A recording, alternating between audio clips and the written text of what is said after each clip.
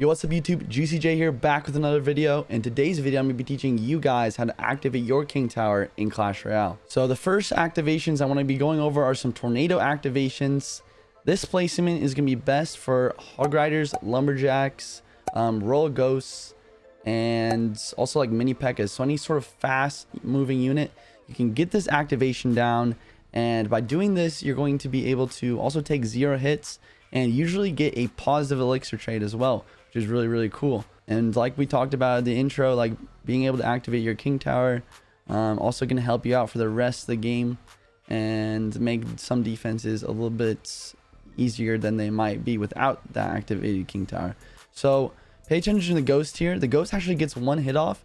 If my tornado is a little bit earlier, I can take 0 hits from the Ghost. Very similar to the Hog Rider. So the next set of activations with Tornado, I want to show you guys how to activate King Tower versus the slower moving tanks such as Knight, Valkyrie, Ram Rider, Mega Knight, and Goblin Giant. The biggest thing to note here is in order to activate King Tower versus these cards, they are going to have to be more towards the inside the map, because you do have to pull them a little bit closer to the King Tower than those other cards, since they're so heavy and kind of slow, or just have like a little bit more mass. It makes it so the tornado isn't able to pull them as easily. So you can see how like when these units are coming down the lane, we are using this nice placement that's nice and close to the king. But just note that this isn't going to be possible if those units are towards the edges of the map or the edges of the like the lane there. So you do have to watch out versus the Goblin Giant when you're pulling this off, because sometimes those Spear Goblins can stay locked on the tower, as you can see here. But if you are having like a full HP tower, it is still a pretty good idea. Same thing versus Mega Knight. Like, you do have to take that initial jump, but you get such a positive elixir trade, and you only take 1 Mega Knight hit. Usually it's something that you can try and pull off and can be very useful. So next up, we're going to be going over like some more like building targeting units, or like slower, even like a step up, like even slower units such as like Giant and stuff like that. So usually in order to do this, like you're going to be needing a building to pull over that unit like the Giant. And then if they do end up taking out your building, then you can use the tornado to then pull that to your King Tower. It's very similar to like a balloon or something like this. And then the E-Giant, you can do the same thing with the building plus tornado if you're really trying to prevent damage. But if you're just like trying to activate King Tower from just the E-Giant, try and get a positive elixir trade, you can also do the same placement as versus the Valkyrie and the Knight, stuff like that. And that way you're going to be able to pull like one of those elixir blobs. So versus Golem here, same thing as kind of versus Giant.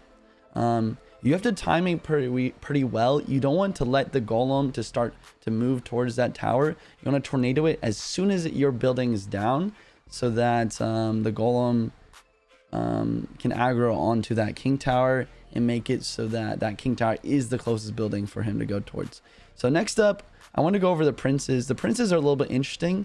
In order to make it possible to activate King Tower versus Prince, it's really important that you're using a cycle card in the middle in order to bring them even closer to you. That's going to work versus the other Prince as well.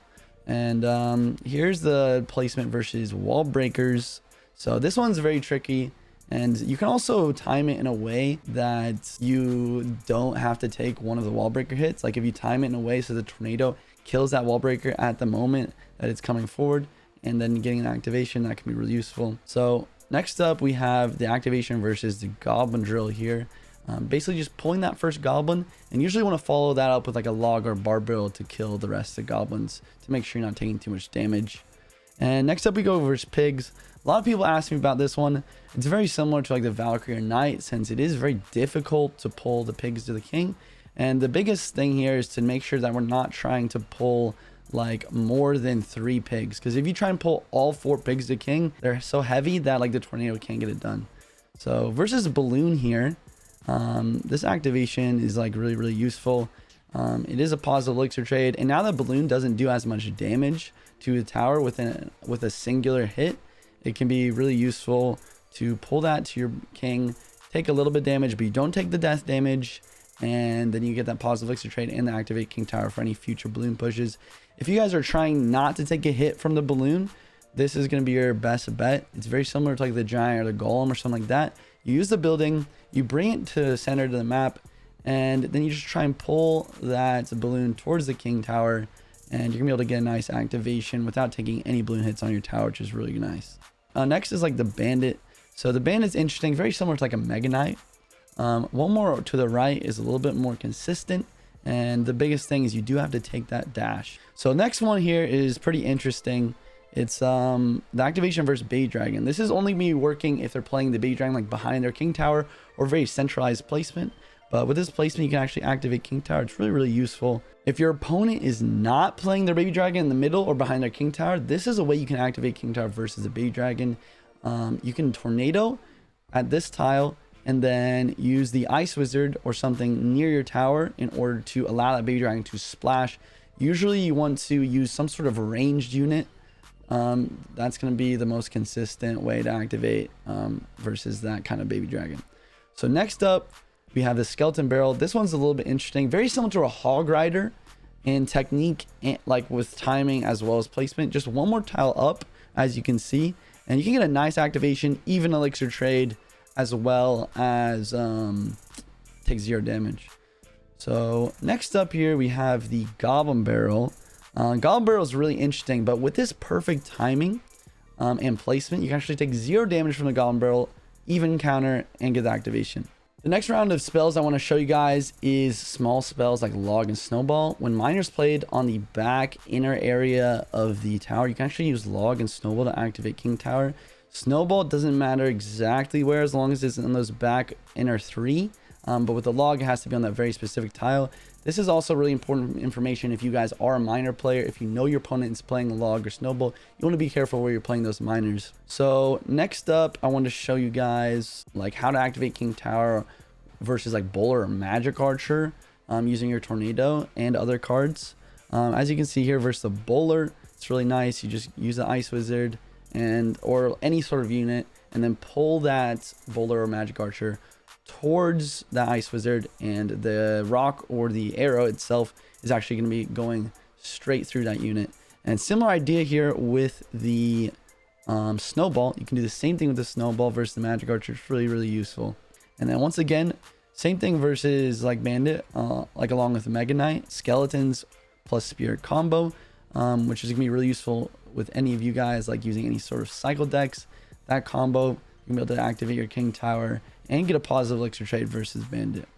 Speaking of activating king tower versus the Mega Knight with a positive elixir trade, I want to quickly show you guys the correct placements using cycle cards in order to activate versus Mega Knight as well as shown here.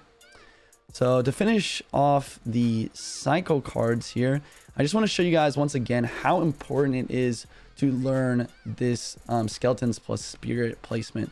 Go ahead and watch this one more time. Let's replay this one more time versus the Mega Knight and the bandit. So we're going skeletons, very centralized, very important placement on the skeletons, and then another cycle card, usually some sort of spirit.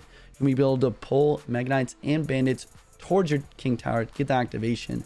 And as you can see here, you can even do it versus a Mega Knight bandit push and get crazy positive elixir trades.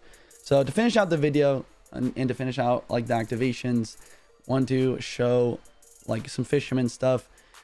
All the fisherman stuff is pretty simple. It's pretty much the same. You're generally just playing it like in the opposite lane slightly and right next to your king. You're gonna be able to pull any sort of building targeting unit straight to the king with that placement. Golems, giants, goblin giants, hog riders, stuff like that. This placement can also be very useful versus like those splash units like Valkyrie and Dark Prince and Mega Knight. But the splash units, as you can see here, doesn't matter as well. You can kind of choose like which lane you want your fisherman to counter push on. Here you can show that versus the Mega Knight, you can play that fisherman same lane and get that splash down in order to activate. Anyways, that is going to be it for the king tower activations video. It's a pretty short one, but it was very packed with information. Hopefully you guys learned something. If you did, make sure to drop a like and subscribe, and I'll see you guys next time. Stay juicy. Peace.